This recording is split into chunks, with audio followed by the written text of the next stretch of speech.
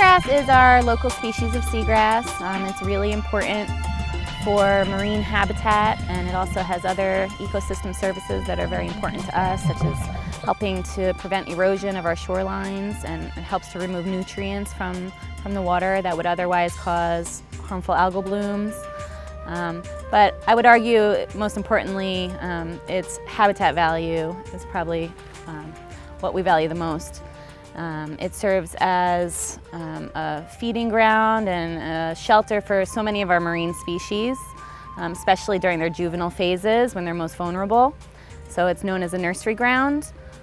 So our program focuses on monitoring the eelgrass that still exists in our estuaries and also restoring it to places where it used to grow and it no longer can, or it was removed for one reason or another, and now we're trying to bring it back. We've worked in all three of our estuaries, in Long Island Sound, the Peconic estuary, and throughout the South Shore estuary. It's sort of a three-step process with eelgrass restoration.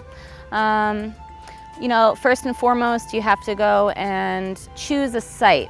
So site selection is really important. We have to make sure that all the conditions at that site throughout an entire year are going to be suitable for eelgrass. So often we'll go in and we'll put out temperature loggers and even light loggers or light meters. We'll do different tests to see if the conditions are going to be suitable for grass. And if they do turn out to be suitable, we'll start with a small test planting at that site.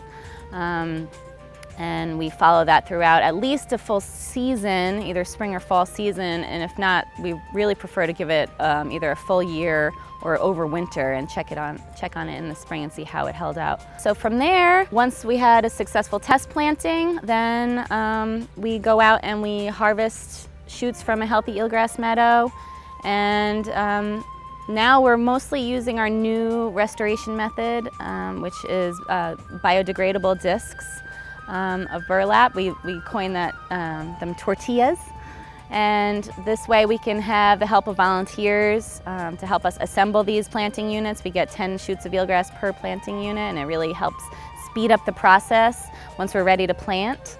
So once we have our planting units ready and assembled, we bring them to the restoration site, and it requires full scuba. We go down and we plant them. We try to monitor at least on a monthly basis for that first season, keep a close eye on them to make sure that there isn't something physical that's happening that's causing them to be removed. You know, like maybe crabs or a storm, or we like to be able to narrow down if it wasn't successful, exactly what happened.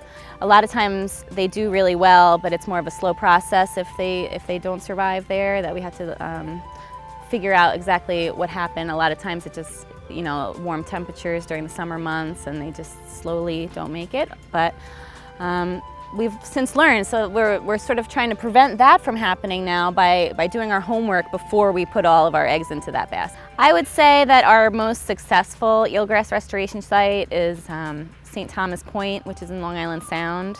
That was funded years ago through a Long Island Sound study. That site, the conditions were just perfect. We had done some test plantings early on, and they did really well over that first winter, and then we just hit it hard. We were there almost every day during a whole spring season, and we just kept planting and planting, and we came back again the next year and continued planting, and all that work really paid off. More recently, we've been working in Sag Harbor, so we're on our third year now of planting into a restored eelgrass meadow there, and yeah, it's looking really promising. We knew that it would be a good site because there is some remnant eelgrass nearby, so there was still some eelgrass holding on, and we went and did some small test plantings there, and they survived over the winter and did great for that first year. And so, like I said, now we're in our third year. We're going to be doing another planting there this fall. We're actually going to be using some of the eelgrass that is put together through our Marine Meadows program. Yeah, it's really exciting because it's nice to have something so close and so local, and that's doing really well. Yeah, I just hope that we continue to have successes, and we've learned so much over the past 14 years that I've been here, and this program's been going on for over 30 years. And you know, we've really got it nailed down now, and we just hope that we continue to receive the support so that we can continue doing this important work.